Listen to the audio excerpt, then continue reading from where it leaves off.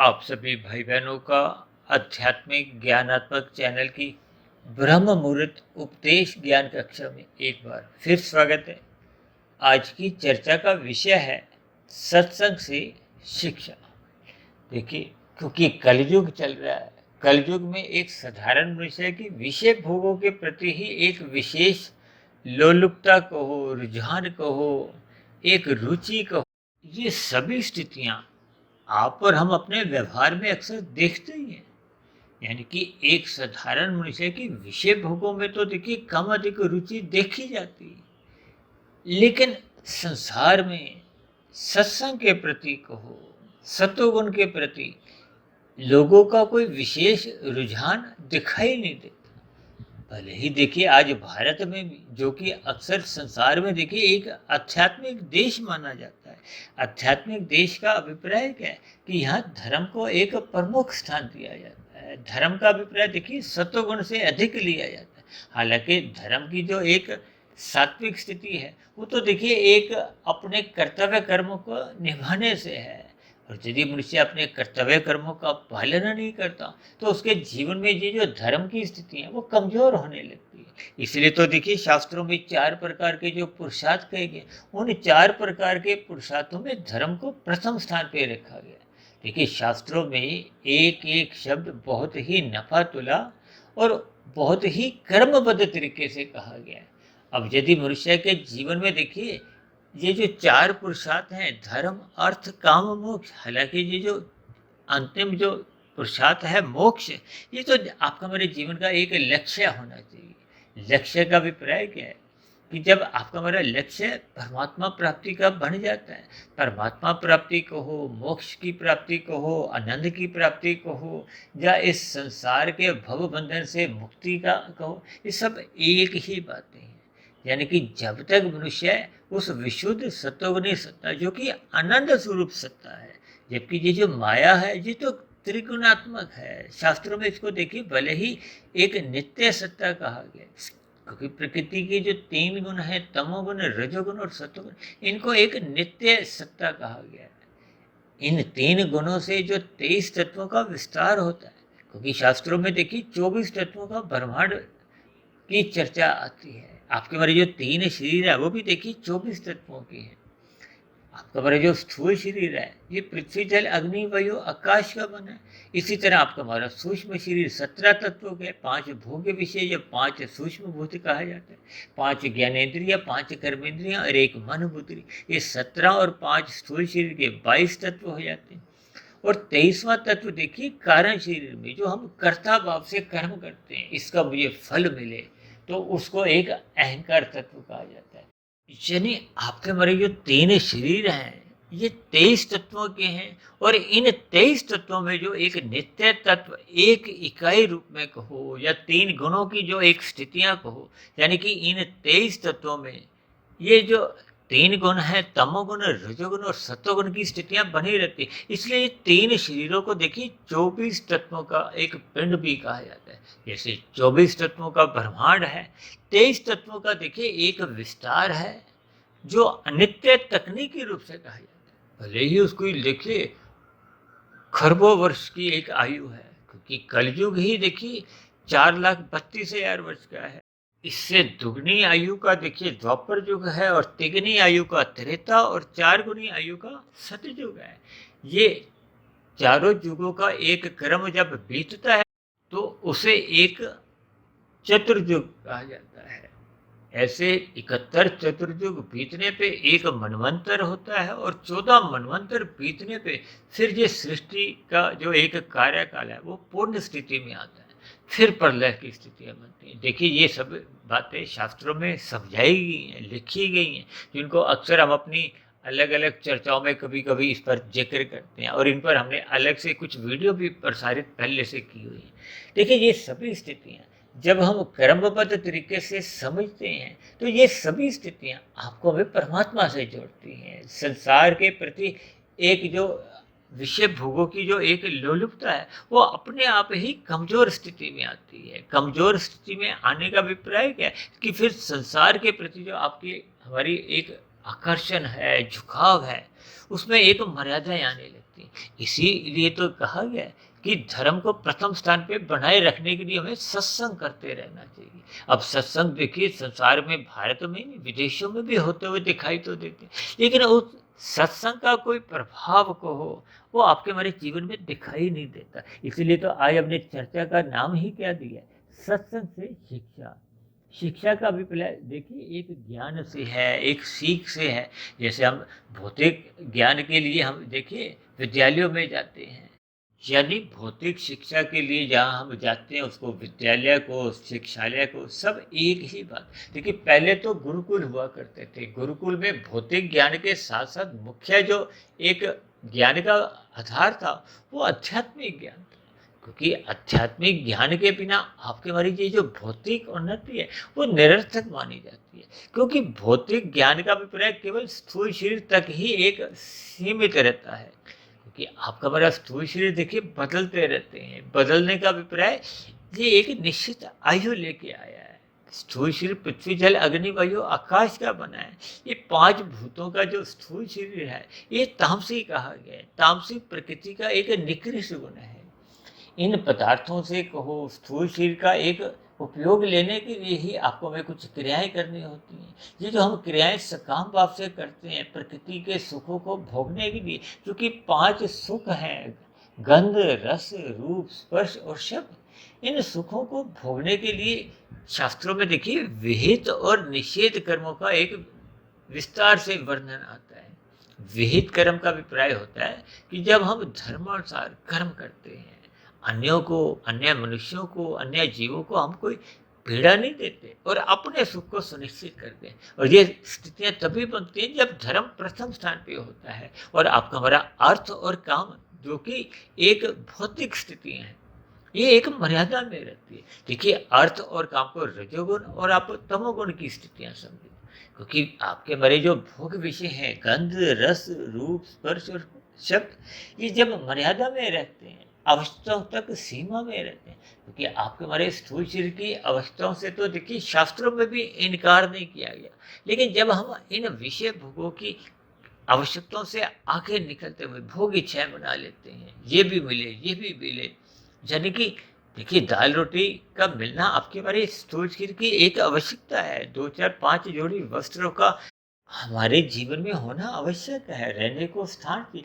यानी कि जो आवश्यकताएं आपकी हमारी जरूरी हैं उनको पूरा करने के लिए यदि हम पुरुषार्थ करते हैं तो वो शास्त्रों में कहीं भी कोई उसको गलत नहीं कहा गया। लेकिन जब हम भोग इच्छाएं बढ़ाते जाते हैं, आज देखिए मनुष्य चाहता है कि उसको दाल रोटी ही नहीं, मलाई कोफ्ता मिले, शाही पनीर मिले। आपके हमारे घरों में देखिए 2, 4, 5 जोड़ी वस्त्र ही नहीं है, पूरी की पूरी अलमारियां भरी पड़ी हैं। आजकल तो लोग देखिए जूते चप्पल ही कितने रखते हैं। ये सभी स्थितियां देखिए उदाहरण मात्र के लिए, इनके भावार्थ आपको मैं समझने होंगे, क्योंकि जैसे जैसे आपके हमारे अर्थ और कामनाएं बिगड़ने लगते हैं, देखिए जब आपको हमें अधिक कामनाएं होने लगती हैं तो फिर मनुष्य अधिक धन कमाने के लिए वो लाभ तक ही सीमा में नहीं रहता, फिर उसमें लोभ जागृत होता है। लोभ का जागृत होना ही वो आपके हमारी जो असीमित कामनाएं हैं। आज देखिए संसार में 24/7 का जो एक विषय भोगों के प्रति जो एक लोलुपता देखी जाती है, मनुष्य सातों दिन 24 घंटे अधिक से अधिक विषय भोग भोगना चाहते हैं। तो ये सभी स्थितियां आपके हमारे व्यवहार में अक्सर देखने को मिलती हैं। आज मनुष्य माल से अधिक प्रभावित है, मंदिर से उतना प्रभावित नहीं है। देखिए ये सभी स्थितियां मात्र शब्दों को एक समझने की है, ताकि आपके हमारे व्यवहार में सात्विकता आए। जब जब राजसी और तामसी स्थितियां मजबूत होने लगती हैं, देखिए आरंभिक स्थितियों में रजोगुण बढ़ता है, और जब रजोगुण सतोगुण की लगाम से मर्यादा में रहता है, यानी कि अर्थ और काम जब तक मर्यादा में सतोगुण से रहते हैं। ये सतोगुण क्या है? देखिए सतोगुण एक प्रकार का सत्संग है, सतोगुण एक प्रकार की लगाम है, कुछ मर्यादाएं हैं जो कि भगवान श्री कृष्ण जी ने गीता में आपके हमारे स्थूल शरीर को एक रथ की संज्ञा देते हुए 5 घोड़ों से एक उपदेश दिए कि जो 5 भोगे विषय इनको मर्यादा में रखो। इन 5 घोड़ों की लगाम को एक सतोगुण से, यानी कि एक ब्रेक से नियंत्रण में रखना चाहिए। अन्यथा देखिए, जब वाहन में आपके हमारे ब्रेक नहीं होती, तो फिर वाहन को हम दौड़ाने पे जब कभी रोकना होगा तो वो रुकेगा नहीं, वो दुर्घटना करेगा। देखिए, इनके अभिप्राय क्या हैं कि आपके हमारे जीवन में जब जब भोग अमर्यादित होने लगते हैं, तो ये हमें तमोगुण में गिराते हैं। ये तमोगुण में गिरना ही एक दुर्घटना है। दुर्घटना का अभिप्राय पाप कर्मों से है, निषिद्ध कर्मों से है। देखिए, जब हम यातायात के नियमों का पालन नहीं करते, निषिद्ध कर्म करते हैं, तो आपके हमारे चालान कटते हैं। ठीक इसी तरह जब जब हम अपने जीवन में सत्वगुण की लगाम से रजोगुण और तमोगुण को मर्यादा में नहीं रखते। देखिए, तमोगुण का संग शास्त्रों में कहा गया नींद लेने के लिए करना चाहिए, जबकि हम अपने मिले हुए जीवन में जब जब अनीतिगत कार्य करते हैं, छल कपट ठगी हेरा फेरी करते हैं, ये सभी देखिए एक तामसिक कर्म है, निषेध कर्म है, जिसके करने मात्र से आपका हमारा पाप कर्मों का कर्माशय बनता है। क्योंकि ऐसे सभी निषिद्ध कर्म दूसरों को दुख देते हैं, बाधा पहुंचाते हैं। जैसे हम देखिए लाल बत्ती क्रॉस करते हैं, तो दूसरे जिनके लिए हरी बत्ती उस समय विशेष में हुई होती है, उनके लिए हम बाधा उत्पन्न करते हैं, तो फिर आपका बड़े चलान करते हैं। ठीक इसी तरह ये जो 80 लाख प्रकार की नीचे की जोनियां हैं, वहां भी आपके मेरे देखिए चलान कटे हुए का ही एक दुख रूपी परिणाम भुगतने होते हैं। यानी नीचे की जोनियों में जो दुख भोगने की जो एक स्थिति है वो दंड की है। जैसे जेलों में दंड दिया जाता है, जब जब हम कानून का पालन नहीं करते, तो आपको हमें पकड़कर न्यायालय में पेश किया जाता है, न्यायालय द्वारा सजा मिलती है और जेल में डाल दिया जाता है। ये सभी स्थितियां क्या है, देखिए ये भौतिक जगत में ये जो नीचे की 80 लाख प्रकार की जोनियां, ये भी एक प्रकार की देखिए जेल ही है। ये 80 लाख प्रकार की अलग अलग जोनियां हैं। इन जोनियों से मनुष्य तभी बच पाता है जब मनुष्य सत्संग से सीख लेता है, शिक्षा लेता है। देखिए, जैसे हम भौतिक जगत में स्कूलों में जाते हैं, हम बच्चों को देखिए प्ले स्कूल में भेजते हैं, नर्सरी कक्षा में भेजते हैं, किस लिए कि उनको देखिए भौतिक शिक्षा प्राप्त होते होते वो एक उनमें एक कुशलता जागे। कुशलता जागने का अभिप्राय क्या है कि वो अपने व्यवसाय को एक कुशलता पूर्वक कर सकें, या उनमें इतनी एक काबिलियत हो कि वो एक अच्छी नौकरी एक संसार में पा सकें। ये सभी स्थितियां अक्सर हम अपने साधारण स्तर पर हम देखिए भौतिक शिक्षा को महत्व देते हैं, और देखिए भौतिक शिक्षा को महत्व देने में कोई बुराई नहीं है। लेकिन जब हम भौतिक शिक्षा से एक विधि पूर्वक ज्ञान लेते हुए केवल धन कमाने में ही अपना जीवन बिता देते हैं, तो फिर ऐसी स्थितियों में आपका हमारा रजोगुण बढ़ने लगता है। अब रजोगुण बढ़ते बढ़ते देखिए वो जब तक सतोगुण की लगाम से नियंत्रण में रहता है, मर्यादाओं में रहता है, इसीलिए तो देखिए आपके हमारे जीवन में विभिन्न प्रकार के एक कर्म कांड रचेगी। ये कर्म कांड क्या है, ये आपको में सत्संग के प्रति कहो, सतोगुण के प्रति एक जागृत करते हैं। उस विशुद्ध सतोगुणी सत्ता यानी कि परमात्मा भगवान का एक ज्ञान देते हैं। वो ज्ञान मिलने से ही आपको में बोध होता है कि परमात्मा तो देखिए आनंद स्वरूप सत्ता है, जबकि ज्ञान के अभाव में यानी कि सत्संग में जब तक आपको में एक शिक्षा नहीं मिलती, ज्ञान नहीं होता, एक सीख नहीं होती कि ये भौतिक जगत तो मात्र एक दुखालय है, यहाँ के जितने भी सुख हैं ये अल्पकालिक हैं, ये आरंभ में सुख देते हैं, लेकिन ये दीर्घ काल में ये देखिए दुखों का ही एक कारण बनते हैं। आपके हमारे जीवन में भी देखिए जब जब आप विचार करोगे, देखिए जब आपकी उम्र 45 वर्ष, 50 वर्ष, 55, 60 वर्ष होती है, तो आपके हमारे जीवन में देखिए जो जो दुख एक कर्मबद्ध तरीके से ही भले ही कर्मों के एक फल के परिणाम के रूप में आते हैं, लेकिन उन दुखों का जो मुख्य कारण जब जब आप निरीक्षण करोगे, तो आप एक निष्कर्ष पर पहुंचोगे कि ये आज मिलने वाले सभी दुख आपके मरे भोगे गए जो अमर्यादित राशि भोग थे 5 विषयों के, जिनके लिए मनुष्य ने देखिए रजोगुण में रहते हुए ही नहीं तमोगुण में भी रहते हुए पाप कर्म किए थे। यानी कि रजोगुण में भोगे गए अमर्यादित सुख ही वो आपको में तमोगुण में गिराते हैं, वो आपके बड़े दुखों का एक कारण बनते हैं। इनका बोध देखिए सत्संग करने से ही होता है, ज्ञानमय स्थिति से होता है। जैसे हम घर में देखिए जब 1 वाट का बल्ब जलाते हैं, तो आपको हमें बहुत बड़ी बड़ी जो स्थूल वस्तुएं वही नजर आती हैं। जब 10 वाट का बल्ब जलाते हैं, तो थोड़ी राशि स्थिति होती है, थोड़ा ज्ञान धुंधला होता है। तो इसमें थोड़ी सूक्ष्म स्थितियाँ भी आपको में थोड़ा-थोड़ा एक ज्ञान देती हैं। लेकिन जब बल्ब थोड़ा और अधिक वाट का लगा हो, तो आपको में देखिए सूक्ष्म स्थितियों का भी बोध होने लगता है। जब हमने थर्मामीटर में पारे का जो एक तापमान देखना होता है, सुई में धागा डालना होता है, तो ये सभी सूक्ष्म स्थितियाँ होती हैं। इसको आपको में देखिए एक अधिक प्रकाश में कहो या सूर्य के प्रकाश में या रात की स्थिति है, तो आपको में अधिक वाट का बल्ब में ही इन सभी सूक्ष्म स्थितियों का बोध होता है। इसी तरह ये जो आत्मा और परमात्मा है, ये चेतन सत्ताएं हैं, इनका एक सजातीय संबंध है। जबकि स्थूल शरीर तो देखिए एक भौतिक उपकरण है। भौतिक उपकरण का अभिप्राय ये जो संसारी 5 भौतिक विषय हैं, इनको आपको हमें एक मर्यादा तक ही अपने स्थूल शरीर की अवस्थाओं तक ही सीमा में लेना चाहिए। यानी कि आपका हमारा स्थूल शरीर स्वस्थ रहे, सुचारू रूप से चलने में ये एक सहायक बने, क्योंकि स्थूल शरीर ही साधना का एक मुख्य स्रोत है। यदि आपका हमारा स्थूल शरीर रोगी बन जाता है, अस्पतालों में आना जाना इसका लगा रहता है, तो फिर ऐसी स्थिति विशेष में आपका बड़ा सत्संग कमजोर होने लगता है, साधना कमजोर होने लगती है।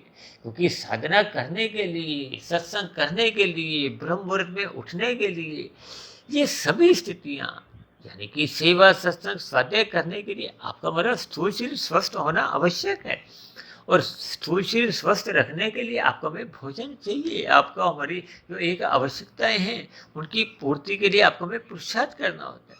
यानी कि आपका हमारा स्थूल शरीर इतना स्वस्थ तो रहना ही चाहिए कि हम अपने मिले हुए जीवन में मरते दम तक स्वस्थ रहें। आपका हमारा स्थूल शरीर स्वस्थ बना रहे, ताकि हम साधना करते करते अपने सूक्ष्म शरीर और कारण शरीर को एक शुद्ध करते जाएं। कार्य शरीर को शुद्ध करने का अभिप्राय क्या है कि जो पहले के बुरे संस्कार भोगों के बने हुए हैं, उनको हमने समाप्त करना है, उनको हमने दग्ध बीज करना है। क्योंकि जब तक संस्कार रूपी बीज बने रहते हैं, ये देखिए जब बुरे संस्कार बने होते हैं तो उनके मन बुद्धि के स्तर पर फुरने उठते रहते हैं। फिर जब मन बुद्धि पर उठने वाले फुरने कहो, जो एक वृत्तियां कहो, जो विचार आते हैं, ये फिर स्थूल शरीर के स्तर पर नए नए ज्ञानेंद्रियों द्वारा भोग विषय करने को विवश कर देते हैं, बातें कर देते हैं।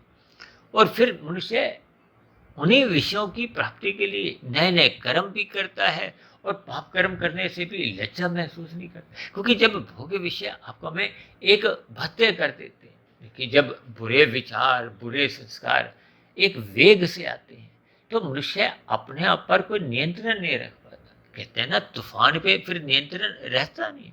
क्रोध कहो, तूफान को देखिए, ये समझने के लिए शब्द आपको में अपने जीवन में कारण शरीर की स्थितियों को टटोलना होगा। ये टटोलने का जो एक स्थिति है तभी बनती है जब हम सत्संग से शिक्षा लेते हैं, स्वाध्यायों से हम उसका शोध करते हुए गुरु की आज्ञा में अपने जीवन को व्यवस्थित रखते हैं, ब्रह्म मुहूर्त में उठते हैं, रात को जल्दी सो जाते हैं। देखिए, रात को मोहनात्मक स्थितियाँ अधिक मजबूत होती हैं, जो स्थूल शरीर के स्तर पर देखिए विषय भोगों की वासनाओं को भड़काती हैं, उत्तेजित करती हैं।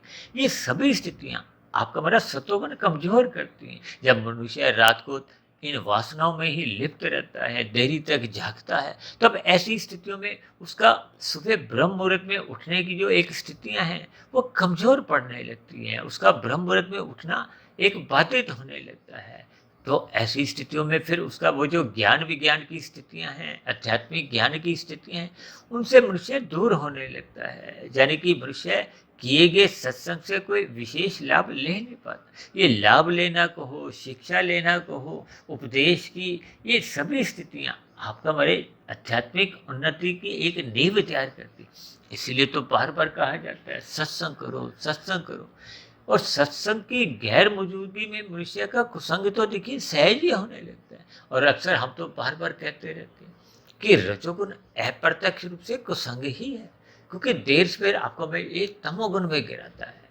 देर सवेर का अभिप्राय देखिए वर्तमान जीवन से भी आप ले सकते हो, अगले जीवन से भी इसको देखिए सूक्ष्म अर्थों में लिया जा सकता है। क्योंकि जब जब आपके बारे देखिए विषय भोगों की एक इच्छाएं मजबूत होती जाती हैं, तो वो धीरे धीरे आपके मारे जो एक भोगों के संस्कार वो मजबूत स्थिति बनाते जाते हैं। वो मजबूत स्थिति में बनते बनते मनुष्य देखिए कब तमोगुण में गिरने लगता है, क्योंकि विषय भोगों के वेग आपको में प्रमाद में लाते हैं। फिर प्रमाद में धीरे धीरे मनुष्य का सत्संग घटने लगता है, या सत्संग में बेरुचि होने लगती है, या फिर किया गया सत्संग में श्रद्धा बच नहीं पाती, रह नहीं पाती।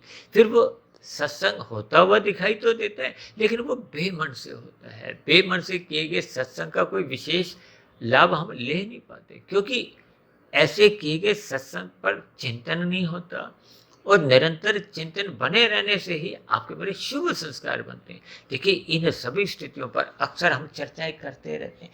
इन तीन शरीरों के संबंध को आपको में समझना होगा।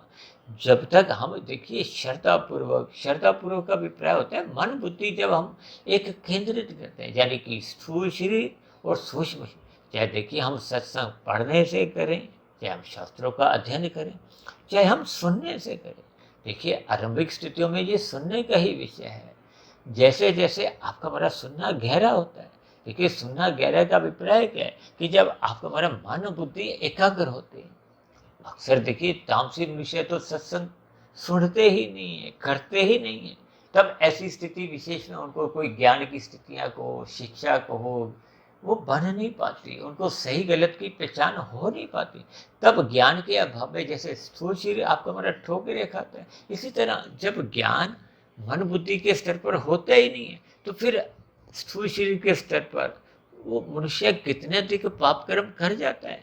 मन और बुद्धि उनको रोकते नहीं है, क्योंकि मन बुद्धि में देखिए शुभ संस्कारों का अभाव होता है। ये सभी स्थितियों पर आपको हमें एक विचार करना होता है, मंथन करना होता है। ये मंथन कहो, विचार कहो, तभी हो पाता है जब हमने श्रद्धापूर्वक सत्संग किया होता है।